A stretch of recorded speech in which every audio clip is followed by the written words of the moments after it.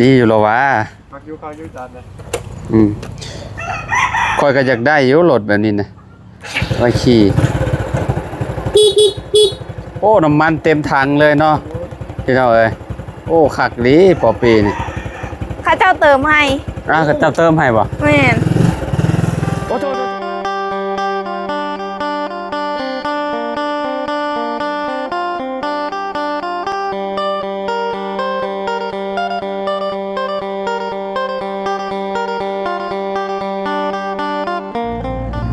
มาพี่น้อยเนาะเปิดภาพมาก็อยู่ที่เฮือนน้องป๊อปปี้เพิ่นปาโตตอนแรกๆเพิ่นโทรหาลุงว่าฮอดอันน่ะบ้านกระดับแล้วว่าซั่นเนาะบัดนี้มาฮอดพี่แล้วโอ้ยสบายดีเด้อ FC เนาะโตพูดน่ะโอ้โอ้โอ้โอ้โอ้ชิ่งแค่นี้โอ้ได้รถใหม่ซิ่งแค่นี้สบายดีโดยแมนมาลัดรถเจ้าเนี่ยแล้วเห็นเจ้าโทรบอกลุงหนวดว่ารถสิมาฮอดเลยนะคิดไม่ก่อนโดยคือกันเนาะบ่ลงกันติลุงสบายดีเด้อคนละสีเนาะโดยคนละสีแม่นมึงใกล้ถึงแล้วโดยจี้เฮาจี้บ่เป็นหยังนะว่าจ้ะสิเป็นหยังบ่เป็นหยังดอกจี้ให้คักเลยจังว่าพี่น้องเบิ่ง Honda พี่น้องปียังปอปี2026จะ6เลยบ่โดยใหม่ล่าสุดเลยบ่ปีใหม่ล่าสุดเลยนี่เนาะข้าเจ้าหากะแกะมาแต่ทงแต่มาแต่ทงโดยแกะมาแต่ทงเราเป็นล่อนิ้วเนาะ2อันข้างในมีหยังนี่มีกุญแจจักดอก2ดอกเอาเก็บเมียนตี้ดอกนึงน่ะสิบ่เก่าติเก็บเมียนอันน่ะจังหน่อยมันเก็บเมียนต่างหากดอกนึงหายแล้วก็จังมีดอกอีกดอกสำรองเด้โดยเก็บเมียนงามๆพี่น้องเว้ยมักสีดำนี่บ่ปอบโดยเอาพี่น้อยเนาะเพราะว่าเฮาเขียวเปื้อนก็แบบมันก็ยังแบบบ่เปื้อนลายหั่นน่ะสีขาวแล้วแบบมันเปื้อนแล้วมันออกบ่ได้เวลาเฮา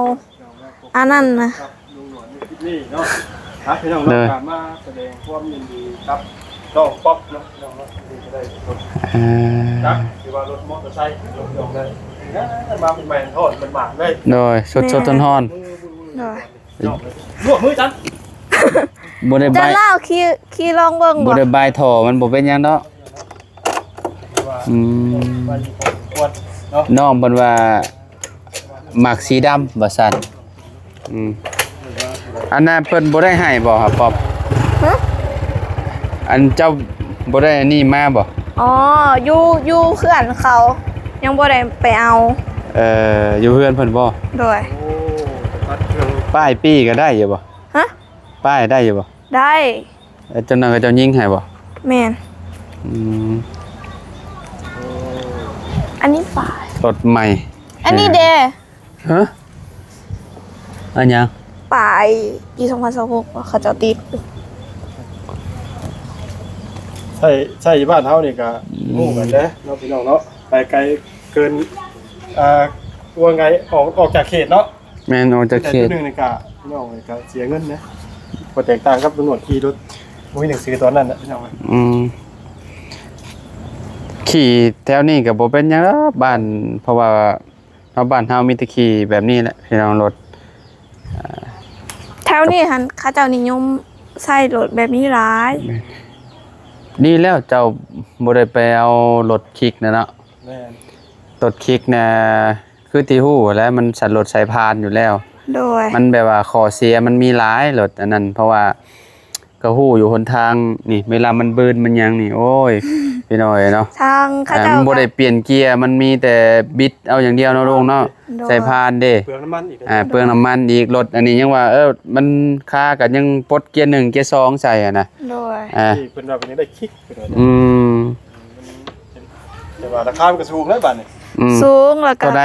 รถคิกนะรถคิกหันโต1หัน17ล้านคือกันไม่คือกันแต่ว่าเขาเจ้าเอาก่อนเขาเจ้าจองก่อนเด้ก็เลยได้แล้วบัดนี้หันยังรถตัวใหม่สุด ก็เลยเป็นประมาณ22บ่ จะ2 ล้าน 22แต่ว่าก็ยังมือสองแต่ว่าเขาเจ้าเอาขี่แล้วแต่บัดนี้เขาเจ้ามาขายเด้ก็เลยเขาเจ้าตังไว้อยู่ห้านนะ อืม แล้วบัดนี้หันเงินเฮาแบบมันบ่พอก็เลยแบบว่าเห็นเขาเจ้าก็แนะนำแบบหลายหั่นเด้ อืม แล้วเฮาก็คิดว่าเส้นทางอยู่เฮือนเฮาหันมันก็ตรงกับเขาเจ้าเว้าแล้วก็ อ้าวแนวมันแหละเนาะ แม่ คือสุมอ้ายก็คือการสุมอ้ายก็แนะนำอยากให้เอารถแบบนี้นะพากันเว้ากันอยู่ว่าน้องเพิ่นคิดผิดหรือคิดถูกเด้ว่าอยากได้ ก็ รถ เลย คิด เอารถตัวนี้ อืม เพราะว่าถ้าลุงหนวดซื้อมาลุงหนวดก็ซื้อเป็นอันนี้อยู่แล้วแหละ อืม ซื้อเป็น โอ้ย เพราะว่ามันทางหูเบิ่งสภาพ แม่นสภาพหนทางก็เข้าเฮือนเข้าชานก็แบบนี้แหละพี่น้อยเนาะ ถ้าว่าคิกกับคิกเป็นของ Honda ไทยอะเนาะ แม่น นั่นมันกะที่มันกะสิใครแน่กว่าหน่อยนึงเนาะมัน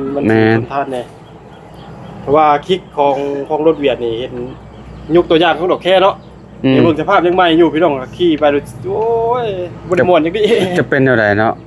อย่าเทียบแต่สอง ผลถึกนั่นหนึ่งก็บ่ได้ ให้เด้ ผลถึกนั่นหนึ่งก็แบบว่าสตาร์ทบ่ได้ แม่นั่นอยู่นะ โอ้น้ำซึมเข้ามองได้ว่าอันรถคือว่ามีไหมหั่นน่ะ นั่นแหละ แต่รถอันนี้แหละทนสุดแล้ว แม่น พี่น้อย รถน้องน้ำเพื่อนซีเราก็ยังขี่สะดวกสบายเนาะ แม่น แห้งเสือพี่น้องบ่ได้ครับ รถแบบนี้คือกันบ่ แม่นคือกันนี่แหละ ต่างกันสีเนาะ รถเรารถสีขาวรถเรา ไหนไหน ขี่คะแนนว่ารถน่ะคะแนนรักษาบ่ให้น้ำมันเครื่องมันเบิดน่ะมันบ่เป็นหยังดอกรถน่ะ โดย พี่น้อยเนาะนี่รถข่อยเจ้าว่าจักปีน่ะปอปีน่ะ โอ้โหคือกันจักปี ให้เจ้าเดาบ่ดู ได้บ่เสาปี ฮะ ได้บ่เสาปี ว้าวว่าโอ้สาวปีโอ้รถฮักก็ออกเนาะ เท่าไร ฮะ 6 ปี ปีที่6ปีนี้รถข่อยน่ะ ฮะ 6ปีนี้ 6 ปีแล้ว แม่น ก็ว่ายังใหม่อยู่ เอาใหม่เด้ คนรักษา คนรักษามันดีเด้ นี่มันถึงกี่ตมนี่ มันถือขี้ต้มไปซื้อนี่น่ะ แม่นเคยเห็นเวลาจะเล่าลางตอนใหม่ๆนี่งามแฮง แม่นมันก็สิใหม่สำคัญนี่แหละเห็นไหมเนาะ โด หั ยว ฉีดดีว่ายังไง บ่คาบูนี่น่ะ กระปูป่ะ แม่นคาบูบ่แม่นหัวฉีด เอาเดี๋ยวพอต้องใส่ชื่อว่ามันเลยคือหัวฉีดป่ะ อ๋อรถน้องพ่อน้องไซน่ะรถคันที่เราขี่ปัจจุบันนี่มันอยากออกรถคิกเวียดบ่แม่นเว็บไอเวียดเด้นั่นน่ะ แม่ คันที่เราขี่นะระบบโพซิตตัวนั้นน่ะ แม่น อ่า แต่แบบนี้ก็ มึงลองมึงแนนจักบาทไหม เอ้า ลองมองดูลุง แต่ว่าตัวเดิมก็ อ่าตรวจจัดกิกๆแต่บ่อันมาบ้านใหม่นะไอ้เข้าอัน ยัง บ่เห็นกิกเห็นนั่นน่ะ เอาลงหนวด เนาะ ลองเบิ่ง อืม อ้าวเขาเจ้าต้องเฮ็ดแบบหั่นบ่ อ่าอืม เริ่มเงา เรียกว่าคือรถอาเจืองหาลั่นขนาดเลยนะตร ปล่อยแล้วไปเนาะ เสียงรถนิ่มขนาดเลย ไม่เคยขี่แต่รถมาจับเขาจ่อใช่ป่ะ ฮะ เขาจ่อเนาะเห็นมันนี่ บ่เห็นมันรถอันนี้มันจ่ออยู่แล้ว เห็นมันสิแตกต่างกันได้กับรถอันน่ะเว็บไอน่ะ น่ะ เห็นมันสิจ่อ พอจ่อถักเดี๋ยวรอไปรอลงผมไปไกลแล้วก็จ่าย มันน่ะมันลื่นเลยแถวนี้น่ะนี่เห็นบ่ทำบ่กล้าขี่ไวปานใดเฮา นี่โดนทำผมเคยจับ อืม แล้วบอกผมเคยกับมือเดี๋ยวญาติเรารถใหม่ อืมเห็นบ่มันน่าเป็นหยังระบาดนี่ป๊อป บ่ บ่ไปแล้วบาด เป็น นี่ ยังลุงหนวด ฮะใช่คือบ่ไปแล้วบาดนี่ แม่นเป็นยังลุงหนวด แล้ อ้าว ว เอาแล้ว อ้าว อ้าวเบรกติดแล้วบาดนี่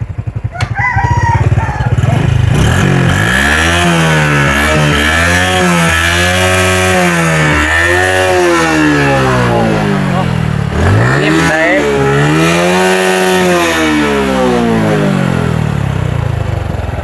ห่อนเด้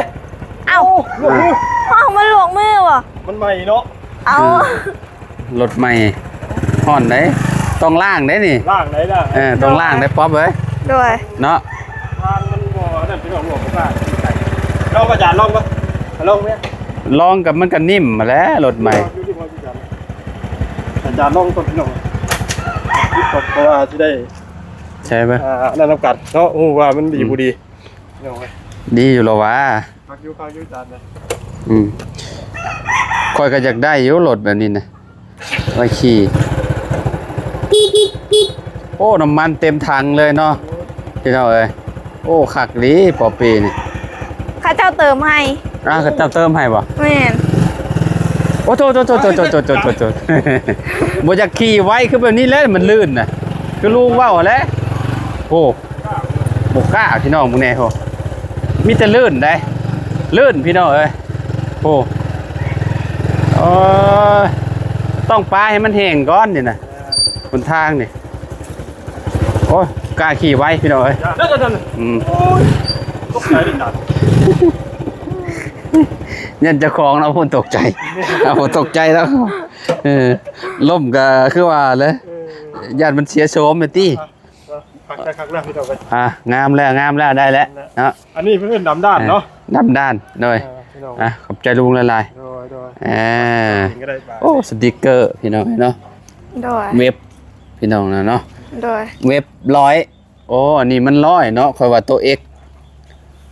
อันนี้1บ่นี่1แล้วก็00เนาะ110บ่มีบ่110 ผู้ฟูคือกัน เรียบร้อยธรรมดาเนาะ 100ธรรมดานี่110เดี๋ยวบ่ให้เว้า เขาว่าตานี่งามอยู่ แม่นเฮาขอ110เว็บไอ ตาหูแท้ได้นี่เนาะตามึงเนี่ย โอ้ลืมไม่ใช่เรามองด้วย ลองด้วยเปิดว้าเสียบตาแท้นี่ เฮ้ย พี่น้องเอ้ย โอ้ เปิดไฟเดียว ไฟรีดูฮะป๊อป เปิดดูปั๊บ Ừ. ไม่กลัวไฟใส่ผมลูก จะว่าจะบ่ติดบ่จัก เดี๋ยวกลัวเดี๋ยวใส่ลองเบิ่ง ตัวใด นาน เดี๋ยว ปั๊บใส่คือบ่เห็นหงเด้ ขวาบัดนี้ ขวามือบัดนี้ ขวามาทันฮอดขวาครับนิดไปครับ อ๋อบ่เคยอัน แม่เนาะบ่ฮู้ นี่เด้นี่ อ๋อ นี่ เอาเดี๋ยวฟังนี่บ่ แม่นสมมุติว่าเฮาสิเลี้ยวไป อ๋อ ฝั่งใดเฮากับเลี้ยวไปฝั่งนั้นเดี๋ยวเวลาเบรกนี่เบรกหลังที่ประจัน ใช่ลองมือก่อน เบรกครับเวลาเหยียบนะเบรกทิศเนาะ พุงบ่ เย้พุง ได้เบิดซะโอเคอันนี้มันสิมีตาต่ำ โดย มันจะมีปิดอยู่หมองกลางเนาะ โดย ปิดนี่ป้าไว้หมองกลางเปิดอันนี้ตาต่ำ อ๋อ อันนี้ปิดเลยนี่ อ๋อโดย แม่นอนปิดเลย แม่นบ่ แม่นปิดแล้วถูกต้องแล้ว อ๋อ มีตาต่ำตาสูง ไป โอ้ไฟอันนี้ แสบตาแท้ เป็นแบบนี้เลยพี่น้องไฟนี่สงสัยเป็นระบบ LED แล้วนี่มันตามันลงเนาะตะกี้มันยังเป็นหลอดใส่อยู่อันรถเว็บนะเว็บร้อยตะกี้นะแต่อันนี้มันเป็น LED แล้วมันก็สิหุ่งแบบนี้ตาสว่างกว่านี้ เขาขี่รถชวนเท่านี้เขาไปเห็นห้องเล่นรถ แม่น ไป พุ่งขนาดได้ไฟรถอันนี้นะ ห้องแบบแสบตาแบบ แม่นเวลาเฮาขับรถไปนี่เฮาต้องกดตลอดตาตามตาสูงกันเห็นรถใหญ่นี่ ขนาดว่ากังเวียนทั้งห้องจะนี่รถตาตำรวจยังไม่ได้ห้องปานนี้เลย วัยรุ่นขี่รถบ่อยากใส่แว่นเนาะใส่แว่นแล้วมันจังแว่นมองข้างมันจังสบาย เวลาเฮาเลี้ยวมองหันมองนี้ เวลาสิเลี้ยวแล้วมีแต่สมมุติว่าบ่ใส่กระจกหั่นน่ะมีแต่แนมเบิ่งก่อนลึกอันนี้เฮาแบบสามารถแบบเบิ่งในกระจกเฮาก็ได้รถคันใดมาตามหลัง แม่ เวลาสิแซงก็คือกันโอ้จนน่ะก็เจ้าสิเฮ็ดมาเฮ็ดหยังกระจกมองหลังนี่แต่ว่าเบิ่งโชคป๊อปคือสิบ่ใช่บ่จ๊ะบ่ป๊อปปิ แม่น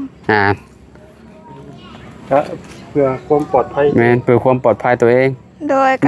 มีรถแล้วก็ต้องมีหมวกกันน็อกนำบัดนี้ซื้อหมวกกันน็อกใส่พร้อม บ่ยังบ่ทันได้ชื่อ ก็ชื่อบ่ล่ะ โดย เวลาไปหันไปนี่ โดยซื้อก็ สิ คือ จอดอยู่ เจ้า ใช้บัดนี่ป๊อป จอดเทือนหน้าบาวก่อนบ่เฮายังบ่ทันได้ขึ้นอยู่เฮือนอันนี้เด้ ต้องซื้อโซมาล่ามนี่เนาะลุง แม่น บ่มีโซล่ามนี่เอาอยู่แล้วมีบ่จานดิดนี่ หึ แบบว่าจานคืออันรถข่อยมีบ่ มีเขาต้องใส่ต่างหากให้กัน อยู่แบบว่าอันอยู่เวียดเพิ่นมีบ่มีตัวนั้นมันสิเพิ่มระดับขึ้นมาอีกเนาะอันนี้มีจานดิดเนาะ ลุงหนวดฮู้บ่ราคารถนี้เท่าใด แม่นยังบ่ได้ถามซ้ำ 10 10 ล้าน 10 10ล้านเนี่ย 10 10เท่าไหร่ 16 16 โดยแต่ว่าเฮาก็แบบเฮาบ่ฮู้นำเด้เฮาเอาเขาเจ้าไปนำแล้วเฮาก็เลี้ยงข้าวเลี้ยงน้ำแล้วก็เติมน้ำมันให้เขาเจ้านำ ให้คนอื่นพาไปเบิ่งแล้วก็ แม่ เลี้ยงข้าวเลี้ยงน้ำเขาแน่ โดย โอ้16 ล้านเต็มบ่ แม่น โอ้ปีสูงเนาะปีสูงมันก็คือว่าแหละ แต่ พี่ เรา น้อง อยาก เนาะ ได้ประมาณ15ก็มีแต่ว่ามันโดนเห็นสภาพแบบมันเฮ็ดอยากเก่าแน่น้อยหนึง อืม ตามสภาพพี่น้อง ยิงตามปียิงตามสภาพมันก็ปี26ก็สิโอ้มันก็จะใหม่กว่า ตัวนี้หัน พี่ เขา อง เจ้าก็เอามาขี่แล้วคือกันแต่ว่าแบบเขาเจ้าหาก็ขี่เป็นเดือนบ่2 เดือนประมาณนี้ อื บ่ แล้วก็เจ้าก็ยึดมา โดย ผ่อนบ่เบิดนะว่าไงเนาะลุงแล้วก็เจ้าก็มาเฮ็ดเป็นขายรถมือสองว่าง่ายๆซะ โดย มือหนึ่งเฮาหั่นแหละพี่ดอยเนาะ เห็นหน้าเฮาซื้อรถใหญ่ก็ได้ เจ้าจักมือเท่าไรมีแต่ว่ามือสองเลยสุดท้าย ผ่านดาวอ่ะ แม่นคือแบบเอาก็เป็นมือสองกับเจ้าก็เป็นมือหนึ่งเฮาก็ว่าแหละพี่น้อยเนาะเป็นรถคันแรกของเฮาพร้อมเด้ โดย พี่น้อยเนาะงามแล้วเข้ากับคนแล้วบาดนี้พี่น้อยเนาะ งาม รถ เนาะ ดีสีงามสีเดิมบ่ตับบ่ปีนแล้วเห็นบ่ลุงว่าขายรถแล้วอันนี้ จักดีสิเดิมว่ะ อ๋อก็เนาะเห็นเจ้ามักขายรถกับเจ้าสิมักว่าแบบนี้ได้คนขายรถจักดีสิแม่นสิแท้เจ้าว่าจมน้ำของจักนี่คือสิบ่จมน้ำดอกพี่น้อยเนาะ โดย เบิ่งแบบสีคือสีเดิมหรือเขาไม่แหละพี่น้องสีด้านสีดำด้านเนาะ ทำได้ ท่อนี่ก็โอ้คักแล้วบายไปมามันดาดมือตัวเองโย่หากับมาหอดซ้ำเนาะ โดย โชคก็โอเคแหละพี่น้อยเนาะ โดย ล่อนิ้วพี่น้อง แต่ว่ามันยามพ้นนี่หักษายากเนาะลุง แม่น คือข่อยอะเห็นบ่รถข่อยอะสิคร้านล่างบัดยามล่างน่ะ ตีนอ่อนนั่น บายมันว่าป๊อป ตีนอ่อนนะเพราะว่าตีนอ่อน ก็อยากอ่อนเนี่ย ไปเบิ่งจากข้อกิตมเล่นเขาล่องนั่นนี่นะ อ่อนบ่น้อยหนึงเนาะ แม่น บัดซ่อนกันนี่อยากอันนั้นได้นี่ซ่อนคนนักๆแน่น่ะ ว่ากิตมมันเปรตออกมาจากล่องเพราะว่าถ้าว่าตีมันเนี่ยมันสิบ่เปรตเนาะ แม่นแหละตีนมันอยากแปรนี่ ยังอ่อนอยู่พี่น้อง ยังอ่อนอยู่ไปเพิ่มเขารอดไปเปลี่ยนลิ้นมาแล้วบอกว่าจะเปลี่ยนลิ้นให้แล้วบ่ ก็ น้ำมันเครื่องนะเจ้าของต้องไปเปลี่ยนเด้อ โดย เพราะว่าเฮาซื้อมามันบ่ได้แม่นรถอันมือหนึ่งเด้ โดย ก็เจ้าบ่ฮู้ก็จะเปลี่ยนมือใด กล้าเตรียมแนวรับเพิ่นแล้วบ่นี่ อ่า อ๋อ มือใดผูกนะผูกแขนเพิ่นน่ะ ก็ มืออื่นบ่ ผูกแขนบ่ได้มีแต่ท่าขึ้นเทือนนี่สิแบบเฮาสิบอกบัดเดียวเลย แบบนั้นบ่ แม่น แม่นและทางเพิ่นแบบว่าบ่ได้อันผูกแขนเด้แม่นอันเพิ่นเขาคิดเด้ มีแต่แบบว่าเฮ็ดแบบใดปรับสมมุติ มี ว่า แต่หอดมือขึ้นเทือนแมันบ่เฮาก็บอกคือกับเฮาเว้าแบบบ่เป็นให้เขาเจ้ามาอธิษฐานให้ถ้าเป็นก็คล้ายๆมาบอกเจ้าที่เจ้าทางบ่ให้คุ้มครองหั้นนะ มาอันอยู่นำแล้วก็บ่ให้เป็นเล็กเป็นลาคือจุมเฮาเว้าแล้วเนาะคือผู้เฒ่าเว้าแล้วเนาะ โดย มาแล้วก็มาค้ำมาคูณ โดย มา กันเด้ บ่ให้แพ้ผู้เจ้าผู้จอม แม่ บ่ให้เป็นเล็กเป็นลาแบบนี้แหละ โดย เนาะขับขี่ปลอดภัย แม่น สิ่งสำคัญน่ะเนาะเท่านั้นแหละ โดย คือสิแบบนั้นน่ะติเนาะ แม่นแบบหันคือกัน รถทุกครั้งตรงมีสติบอกเลยว่า แม่น มีกระนก ต้องมีสติให้แหล้วเนาะ ส่วน เฮาไปไสก็ต้องมีสติ ส่วนหลายเอาบ่ค่อยได้ใส่หมวกกันน็อกคือจุอ้ายใส่ โอ้ขี่แถวนี้ซื่อๆดอกนี่จังบ่ใช่ที่จริงต้องใส่ ปกติเขา เออ เขาบ่ใส่มื้อนี้แหละเพราะหยังหมวกหงอดมันเปียก คือกันคอยมันอยากให้มันแดดอยู่นี่เนี่ยเวลาซุบใส่หัวคือว่าโอ้ยหลับบ่ได้พี่น้องแม่แม่ว่าเวลาเฮาขี่กลางคืนแล้วมันสมมุติว่าลมน้ำพ้นน่ะมันสาดเข้าเฮาเปิดเด้ แม่น มิ้นขนาดหมวกตัวนี้น่ะ จะบ่กล้าใส่ ต้องสักพี่น้องเนาะเด้เริ่มเห็นแดดแล้วใครแน่แล้วเนาะ ขี่ตกเนาะ เมื่อกี้นี่ตกมานี่ตกแดดมันก็ยังคล้ายแล้วเนาะ ปอ อันนี้ มื้อนี้เฮาไปหั่นเนาะเฮา ฮะ เห็นไฟไหม้ ไผมาอยู่ไสน่ะ โรงงาน โมเมนต์ตอนข่อยถ่ายคลิปอยู่บ้านน้องล้างที่ว่าวิวไปอันน่ะรถอันน่ะมอดไฟอ่ะบ่จักอ่ะนะ จะเพิ่งเด่น เออ ตอนนั้นมันจังเนาะ เบิ่งแบบลายแห้งแบบอยู่โรงงานดิแบบน้ำมันหกบ่แบบมันตามทางเลย คือแบบรถติดแฮงบ่มองจะไป ก็บ่ติดแบบ มันห่างครึ่งหนึงเนี่ยจากบอนทางหั้นนะเขาเจ้าก็ไปเลยขับไวแล้วก็แล้ว แต่ว่าแห้งบักคักเดี๋ยวนี้ก็ยังบ่เบิดตอนเฮามื้ออามกิน เจ้าดับยังบ่แล้วบ่ แม่น อ๋อพี่น้องเอ้ยเนาะเสียหายหลายล้านเด้เนาะ แนวหันแล้วเบิ่งโรงงานเพิ่นบักใหญ่ อืม ๆเป็นโรงงานคนจีน โอ้ อยู่บ้านโฮลัวบ่ เพิ่นออกเพิ่นออกข่าวได้นี่เนาะ โดย แต่แถวบ้านห้วยลัวนี่บ่ แม่น บ้านห้วยลัว บ่ บ้าน เขาเจ้าเฮ็ดด่านใหม่หั่นเลย เอ้ยบอกให้ แถว ด้า นั้น นแห กา ละ รเก็บเงินนี่เด้ เออเด้อๆบ้านน้องวายบ้านหยังลุงบ้านห้วยลัว ลง บ่ มาอีกเด้อน่ะ บ้านหยังอันนี้ บ้านอีกทางโน้น อันนี้บ้านสมูน บ้านสมนนี่เนาะ แม่น เออ แต่ว่าครึ่งหนึงฝั่งหั่นกับบ้านโฮลัวฝั่งนี้กับบ้านสมูนแต่ว่าติดกับบ้านสมูนหลายกว่า เพราะว่าโรงงานมันหลายได้แถวนั้นเนาะ แม่ เออน พี่น้องเอ้ยเนาะ ไฟลุกบักแห้ง เอาเนาะ พี่น้องเนาะรถเนาะที่ทางน้องเพิ่น